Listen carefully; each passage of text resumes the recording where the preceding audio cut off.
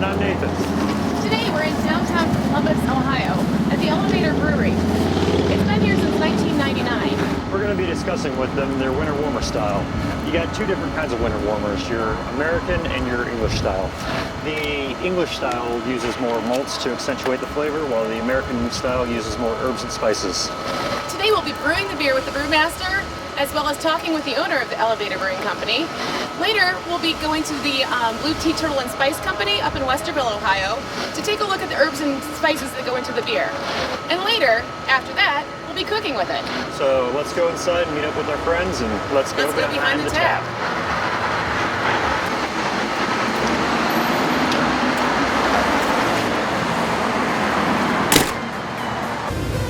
Hi, I'm Nathan. Hi, I'm Jenny. We are behind the tap. We've been working on this project for over a year with zero budget, and it looks like we're finishing up right now. So We'd like to thank Dick and Vic from the Elevator Brewing Company and Elaine from Blue Turtle Tea and Spice Company, as well as all of our friends who helped out with the production of this. On, again, no budget. yeah, so this is our pilot episode of Behind the Tap. Now, mind you, there are little tweaks and stuff that we need to work on, but hope you enjoy it, and cheers. Cheers.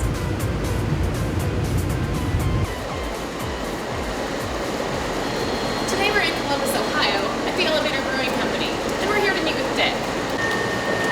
Hi Jenny, hi Nathan. Welcome to the elevator. Thank you so much. We're doing a batch of winter warmer today. We're excited about that. Yeah. Could you first tell us a little bit about the history of Elevator?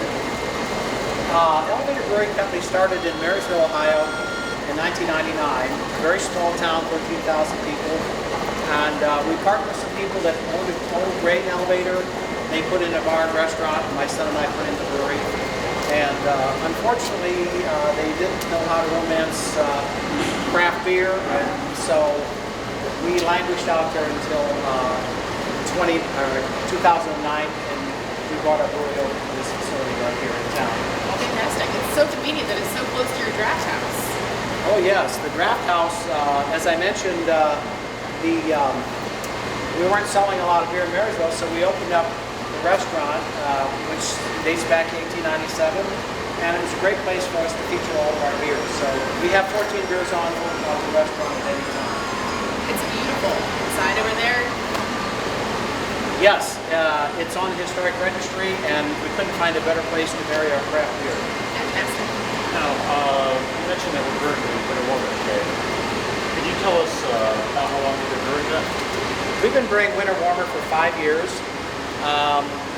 We had been brewing a Yule lager for the restaurant for a number of years, and then we decided, because I'm a consumer in addition to brewing beer, I drink a lot of beer, and I drink other people's beers, that Christmas beers were coming onto the market. We should probably enter the market with one.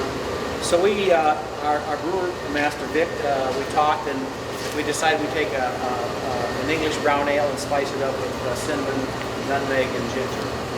Awesome. It's fantastic. It's one of my favorite holiday brews. And we've been bottling it since 10. Okay. So only a couple years now. Yep. The Dark Horse that you guys make, that was actually what turned me on to the craft beer scene. Dark Horse Lager. I'm glad you like it. It's it's our flagship beer. It's one of them. In fact, we've got a tank of it, 60-barrel tank right here of Dark Horse fermenting, and that'll be in a bottle someday and some kegs. We won a medal with that at the Great American Beer Festival in '07. And it's a great beer. It's very smooth.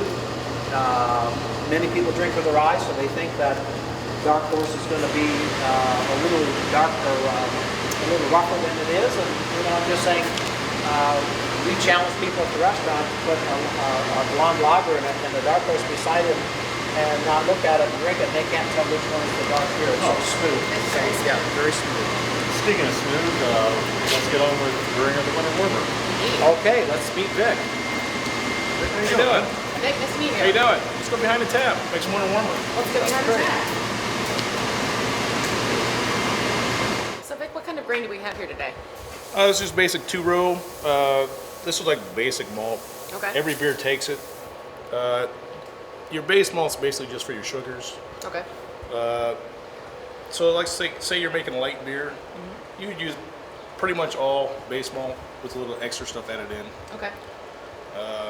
And even if you're making a dark beer, you would still use majority base malt, and then you add your extra colored malts to get the darkness and flavor. But every beer takes base malt. Right. Now, with the base malt, you got your 2-row and your 6-row. 2-row, 6-row, Munich, Vienna. Those are pretty much your base malts. What's the difference between 2-row and 6-row? It's just the kind of the way it's grown. Okay. 2-row, it grows 2 kernels to the stalk, whereas 6-row has 6 rows on it. So it's just different variety. Interesting. So Now, do you know if that affects the flavor of the malt? I don't think so. Some people might, but I don't. It's just all about efficiency. Okay, so now that the grain is raised up in the bin, what's the next step? Now we're going to mill the grain.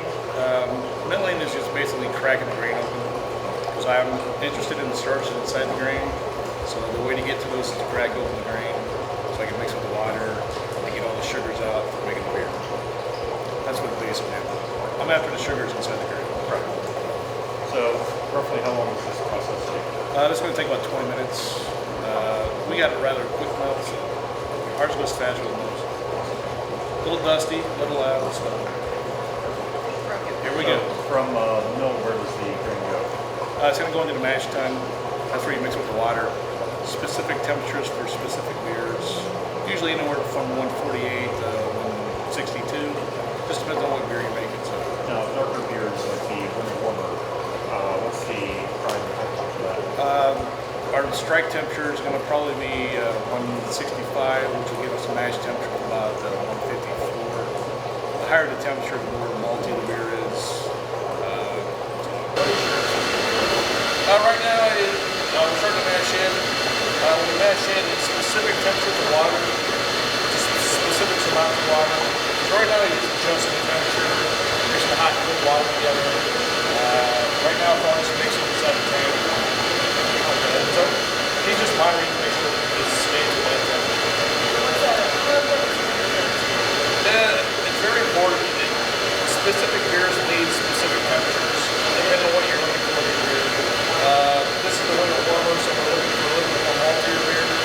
So our mash tends to be a little bit higher than normal. We're probably looking about 154 for our mash temperature. The specialty grains, you haven't talked about the base, the specialty grains, they go in the mash tun or they go in the mash also. Base malt in this beer is Munich and Vienna, 2 other types of base malt. It also has the caramel malt, which came on the specialty Munich or Moss. We're using caramel 77. The number 77, it tells me the color. So, another one. Yeah. So what is this lovely white milky substance? This is the actual wort coming out of the mash tun. This is what I'm actually trying to get. This is the water and sugar. It's called wort. Right now I'm recirculating it. Right now you see it's kind of chunky. I'm trying to clarify it. That'll happen naturally over time. This is just here for me to actually visually see it, so I know I'm ready to go to the kettle. Okay. The Americans call it recirculating. The actual German word is like Vorlauf. I can't speak German, but it's there. So what's going on up here? Right now we're sparging. This is the next part of the mash brew process. As I'm draining the wort out the bottom of the mash tun into the kettle, I want to constantly keep rinsing the grain to get as much sugar as I can. Okay. I'm trying to not leave any sugar behind. So I'm just, sparging is just adding water to the top to rinse that sugar across. Now, is there a certain temperature that you want this to be at? I want to stay below 172. After you go above 172, you start to get tannins, which are bad for your beer. So we just try to stick below 172. So I'll just monitor the temperature, check on it every once in a while. Tannins, good in wine, bad in beer. Bad in beer. So Dick, we have all this spent grain here from what we mashed earlier today. What will be done with this? Well, most of the grain is going to come right out and go into a bucket like this, and we're going to give it to a farmer. In our case, we give it to a farmer in Marysville, and he feeds it to his herd of Black Angus. They love it. We also take about 5 gallons of fresh spent grain to the restaurant, and we make spent grain bread. There's probably enough spent grain in here to feed everybody a loaf of bread in Columbus. Wow. That's about 1.5 feet deep of spent grain. You can also compost spent grain, and then you can also use it. They put it in silos and put worms in it, and the worms eat up the grain, produce cast, and that cast is taken out at the bottom and turned into a fertilizer. Now, a lot of it's repurposed, but I would say probably most breweries in the country just give it to farmers because we have such a large quantity of it. We're producing a lot of spent grain. Especially around this area in the heartland. That's right, and it's great feed for the cattle. So they don't eat it, they mix it in. So it's mixed in with their feed, and the farmers love it. So Vic, what are we going to be doing next? We just finished our boil, so now we have to get the beer into the fermenter. We first have to whirlpool it, which helps in clarification. And then after that's done, we'll cool it down with the heat exchanger, which will drop the temperature down from 200 down to about 72 degrees. And that'll keep me from killing the yeast. That's a good thing. Now, what kind of yeast are you going to be using for this? For this beer, this is an English style beer, so I'm going to use an English ale yeast. And our fermentation temperature will be about 72. Okay. Now, will that particular yeast give off any certain flavor to it? We try to ferment. I try to ferment at a certain temperature, so I try not to get too much esters. Okay. I'm trying to go for clean. This is all about the spices in the beer, so that's what I'm going for. So tell us about the bottling process. The bottling process is actually pretty easy. We'll have one guy on the back of the machine loading bottles. They'll just keep sliding forward one row at a time. It'll fill one row as it caps the previous row, so it just keeps marching along. And then it'll come down the track, and this little space wheel will time the bottles so they hit the label at the exact time. It'll spin on the label, they'll come down here, spit out. The next guy will put them in the cases or 12 packs, tape them up. Thanks to Elevator for letting us come down and spend the day with them. And thank you for letting us take you behind the tap. Cheers. Cheers.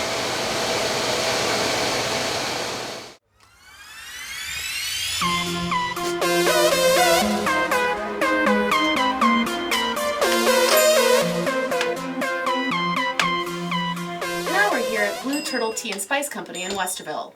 We're here to discuss the spices that go into Elevator's winter warmer.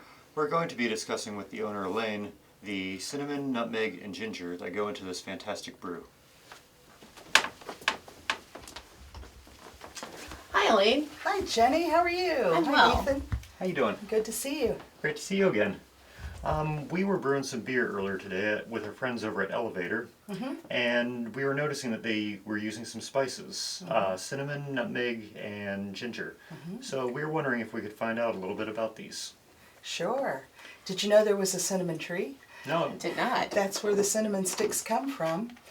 They peel off the bark and they let it dry for a day, and then they take the inner bark and allow it to dry, and it rolls itself into cinnamon sticks. Very neat. So, I noticed here on the table that you have a couple different kinds of cinnamon. Yes. You have one that's Vietnamese and one that's Indonesian. Yes. They take on different characteristics because of the different environments. Okay. And some are sweeter, some are stronger. This is the Indonesian cinnamon. Oh, that's lovely. And then this is the Vietnamese cinnamon. Yeah, you can definitely tell the difference just in the scent. They're both good, but one's sweeter and one's a little more strong. I picked up a little bit of the woodier note almost in the Indonesian. Yeah, different environments. And I use it as aromatherapy when I've had a tough afternoon. I come over and open up this jar and I get a whiff and it just Oh, it sounds like automatically relaxes. Grandma's kitchen. Yeah, I think that's why it works. Yum. Now, And then you were asking about nutmeg. yes. I also found a fascinating thing out about nutmeg is that that's where mace also comes from. Really? There's a nutmeg tree, and then the tree has these kernels of a apricot-like fruit, and that is the nutmeg, which is surrounded by the mace. Huh. Very interesting. And you'll notice the nutmeg here, you actually grate it. You don't use it whole like that for any purpose. It's always grated.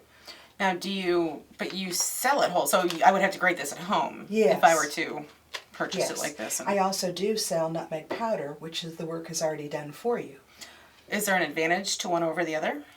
It's a personal preference. Okay. With the powder, you don't have to do the work. You don't have to have the grater.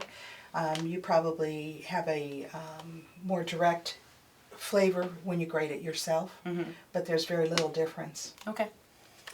Now with the ginger, Yes. what kind of flavor characteristics can it give?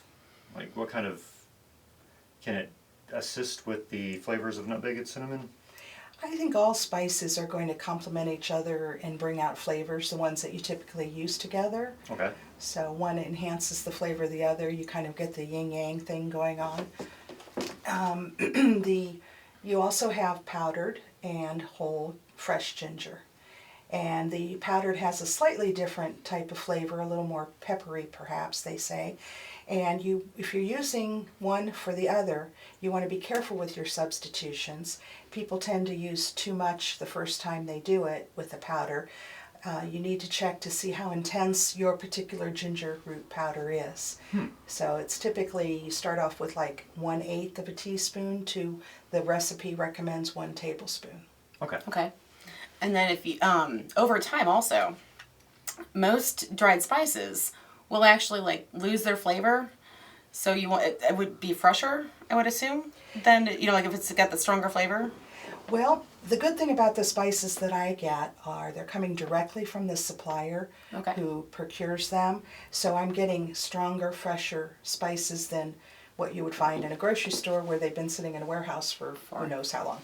The other thing is with these, we have special pouches where you press out all the air and zip seal it and keep it in a dark place so the flavor remains pretty intense for a long time. As opposed to the jars that are not so airtight. Yes, I don't recommend jars like this for actually storing your spices. Okay. Because there's air in there that's going to be taking away the flavor. Sure. Now what they say is to put a couple of weeks supply here, that's okay. Okay. But to refill it frequently so that you keep the spices fresher. Very interesting. Action. Elaine, thanks for taking the time to speak with us and give us all kinds of useful information on the spices that go into Elevator's Winter Warmer. We're off to make a cheesecake in Winter Warmer reduction. Using Blue Turtle Tea and Spice Company's nutmeg, cinnamon, and ginger. So earlier today we picked up some spices at Blue Turtle. Cinnamon and nutmeg, correct? Correct. So you know what the next step is, right, Jenny? What's that, Nathan? We're going to be making a cheesecake. Okay.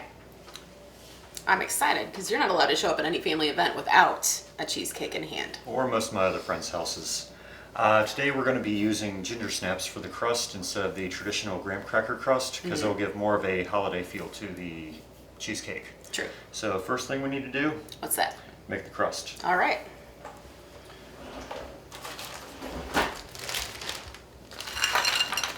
And for this, we're going to be crushing them inside a plastic baggie. It makes it so much easier. If I can get it too close. That would be awesome. Come on, cooperate. There you go. You don't want to get all the air out, but you do want most of it out. We're going to be using a rolling pin to smash these up.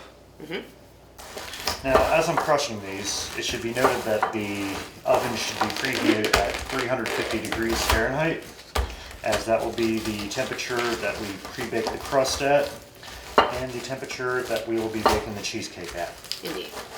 It is necessary to pre-bake the crust, Why is that?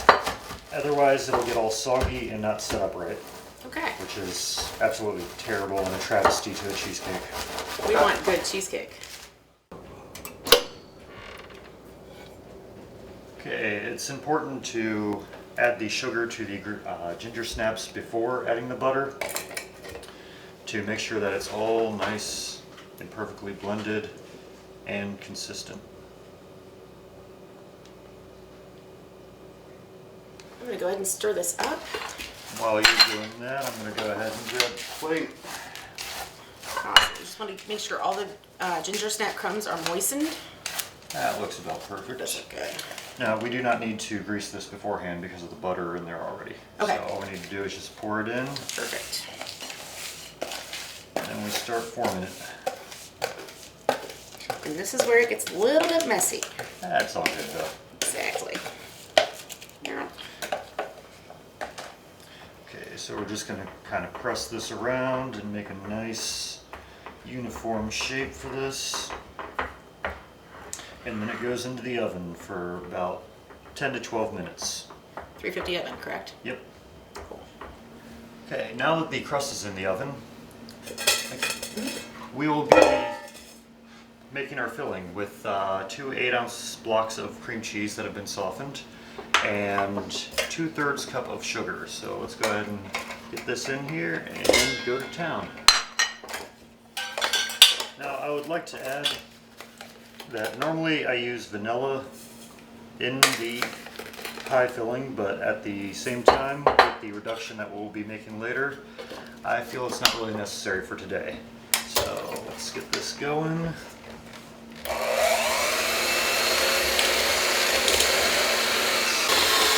we want the consistency to be about like a cake frosting, and that looks looking very perfect.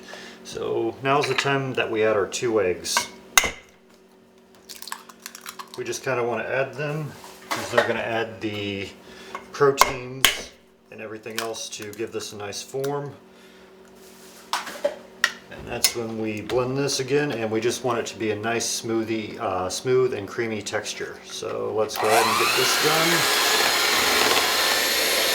And that's looking about perfect. Very perfect. It's a nice smooth consistency, which is how you want it, so you can easily pour it. Now I'm going to remove the crust from the oven, so while I'm doing that, let's turn this over to Jenny so she can start on the reduction that we'll put on it. All right.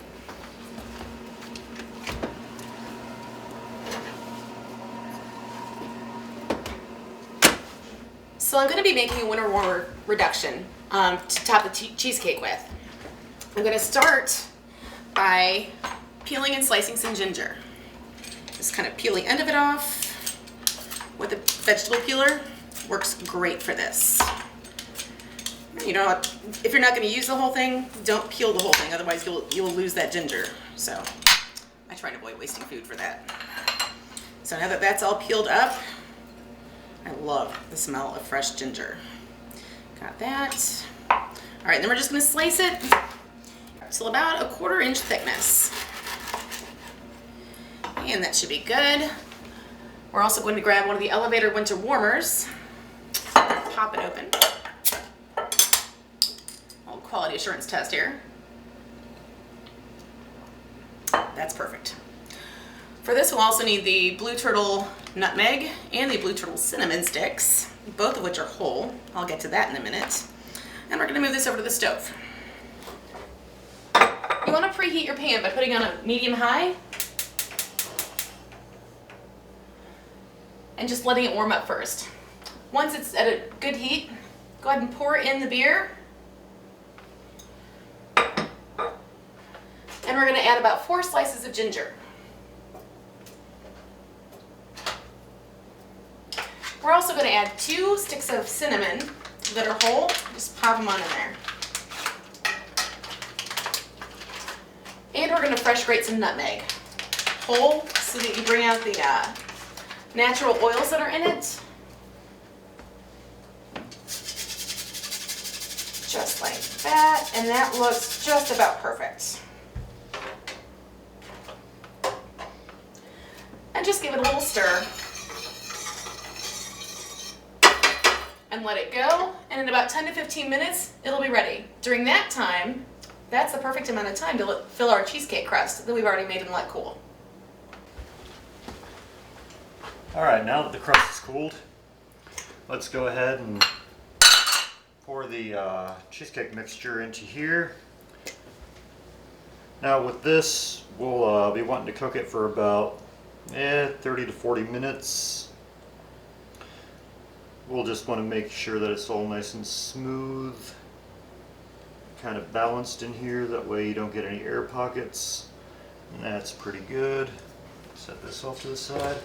While I'm throwing this in the oven, that'll give you ample time to finish up your reduction. It sure will. So I will see you in a little bit. Okay. Now we're going to add 1/4 cup of brown sugar and a tablespoon of butter. The butter is just going to give the sauce just a little bit of shine. Now we're going to put that 1/4 cup of brown sugar in.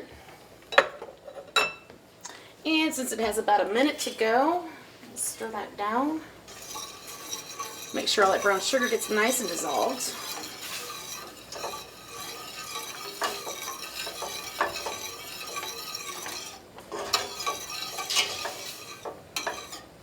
Yeah, that's pretty good.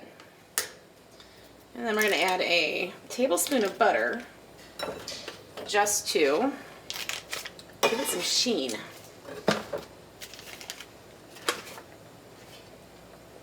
And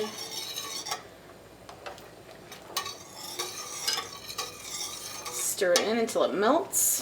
Let it go for about another minute. And that cheesecake is starting to smell really good. Should be just about done.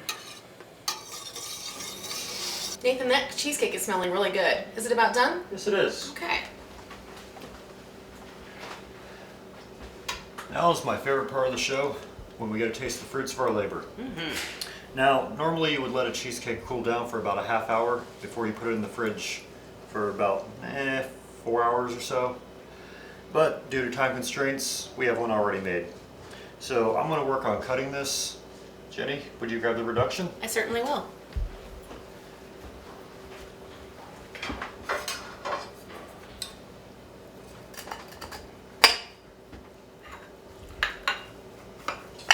I'm going to take out the cinnamon and ginger that are remaining in here.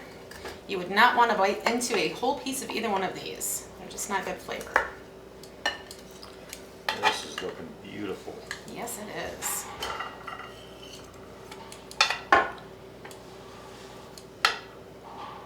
And would you be so kind as to hand me a spoon, please? Yes, here you go. Thank you. Now I'm just going to spin a little bit of this reduction sauce in, around, and over. Just kind of make the plate look pretty. That looks amazing. Now you finished putting the reduction on the cheesecake. I think we should enjoy some Elevator Winter Warmer. That sounds fantastic, Nathan.